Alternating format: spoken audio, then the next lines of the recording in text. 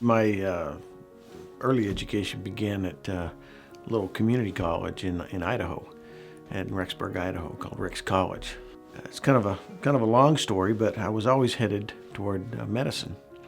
That was a field that my father thought I ought to go into, and it was something I always excelled at in school in the sciences and that type of thing. So that's where I was headed. And as I continued down the path toward medicine, I started looking at medicine as a whole. And I kind of saw where medicine itself was going, and I wasn't quite sure I wanted to necessarily go strictly into the medical, become a medical doctor. And then when I looked at dentistry, wow, I discovered that most dentists were their own business people. They owned their own solo practice.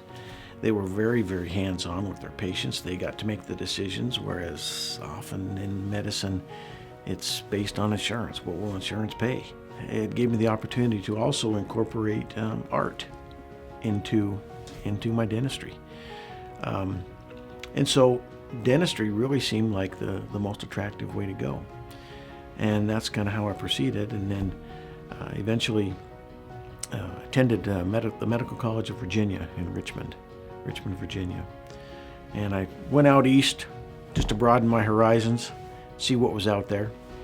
And I was pleasantly surprised. A beautiful area, very, very nice people. So that was pretty much my education, and then came back and went right into solo practice. And I've always been interested in the surgical aspect of things, so I dove into the oral surgery, the implantology, and right out of school. And so for the last 27 years, that's kind of what I've done. I've always enjoyed the cosmetic aspect of things, making things look nice, look pretty. And the biggest aspect of that is also the joy that you see in people's faces when it totally changes how they feel about themselves. Yeah. So drilling, filling, and billing, anybody can do that. But when you can change someone's appearance and change their self-esteem because of how you change their smile and their appearance, that's pretty cool stuff. It's fun to do.